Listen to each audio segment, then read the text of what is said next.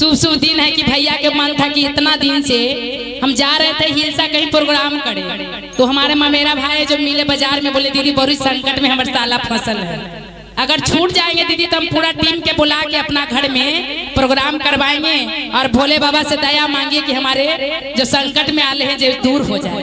हम बोले कि जाइए भैया, अगर भगवान के ध्यान रखिएगा ना तो भगवान जरूर संकट दूर करते हैं। हम लोग तो दीदी खाली सहारा है, लेकिन सबसे बेड़ा पार लगाने वाला भोलेनाथ है। भगवान के बिना दीदी हम लोग एक डेग नहीं चलेंगे जब तक गुरु के महिमा नहीं होगा। इसीलिए हम गुरु से कहेंगे कि जितना हमारे दीदी हैं और जितना हमारे गुरु भैया गुरु बहना है, सबको इतना खुशियां दीजिए महादेव कि आपको हर घर में नाम लिया जाए, चर्चा किया जाए। और यही बानी से गुरु के चरणों में अपना प्रणाम करते दीदी, मेरा प्रणाम को कोटि कोटि नमन करिएगा महादेव। बोलिए शंकर भगवान की जय, बोलिए सच्चे दरबार की जय।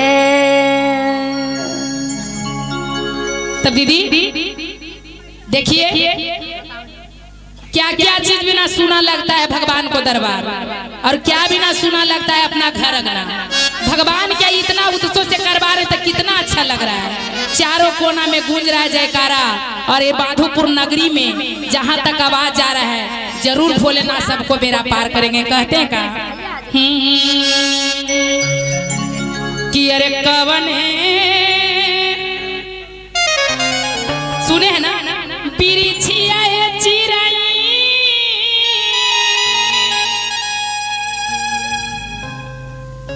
अरे खोटा वाला गवलू जागे। चलिए दीदी तो ये भाव में गाना है, कौन भाव में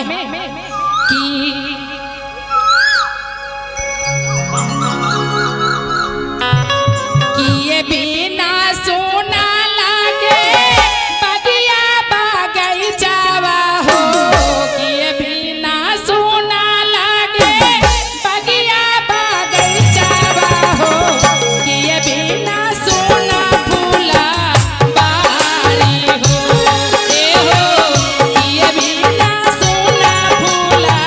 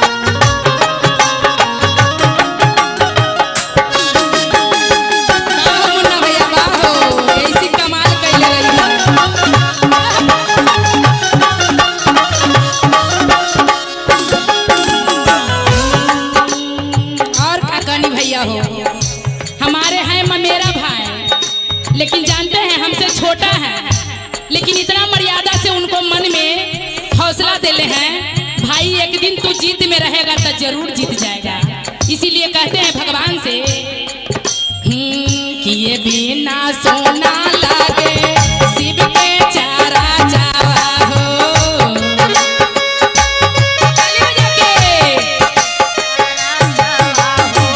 ये बिना सोना लागे शिव के चारा जावा हो। ताली बजा के दीदी, तनी पीछे वाली दीदी। ये बिना रूसल गुरु भाई हो, ए हो। ये बिना रूसल छोटका भाई हो, ए हो। क्या बात है मुन्ना भैया, ऐसा ही लगल रही है।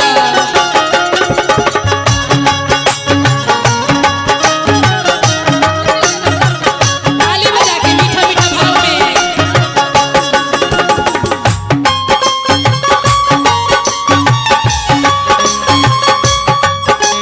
क्या बात है, इसी मुस्कुराते रहिएगा दीदी सब मिलके हमेशा। भाई कनी जोर से।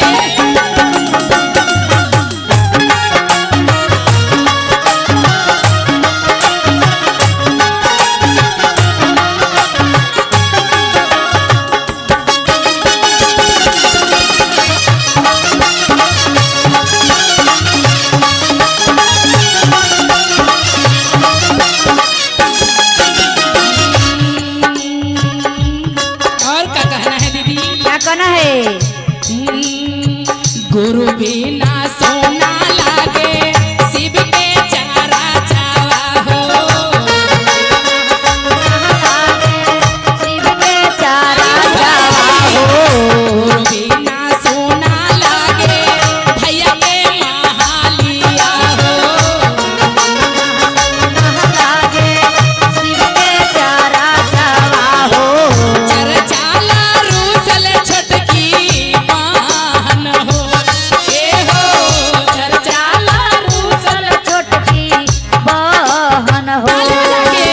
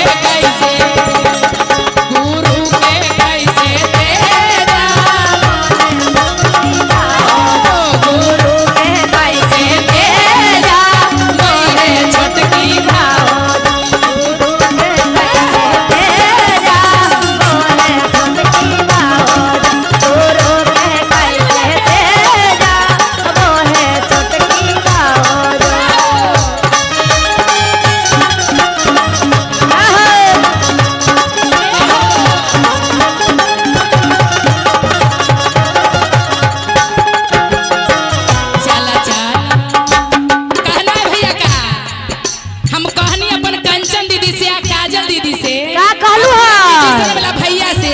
अच्छा। चले के हमर भैया ही थोड़ा सा चर्चा करे के। काहे कि दीदी जब तक कहते हैं कि घर के जोगी जोग न बाहर के जोगी सीध, जब तक अपना परिवार को नहीं सीधा करिएगा तो फिर उलझन में झूलता ही रहेगा। चलना है और कहना का है। बड़ी रे साओ खावा से कैली चारा जावा हो। कैली चारा जावा हो। मेरे भैया के आगाना में कंचन के बोला वाली हो। कंचन के बोला वाली हो बड़ी रे साओ खावा से कैले चारा जावा हो।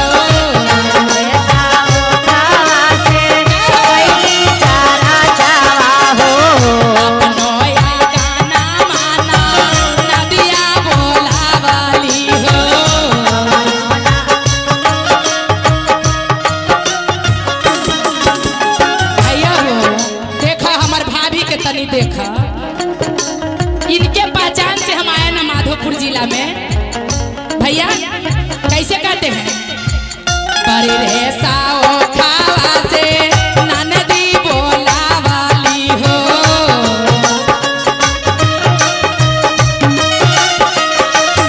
पूरा करिहा हमारो यारा माना हो, ए हो पूरा करिहा हमारो यारा माना हो, ए हो हमर रखिहा भाई बाबा मारा हो, ए हो हमर रखिहा भाई बाबा मारा हो, ए हो हमर रखिहा ले मारी मारा हो।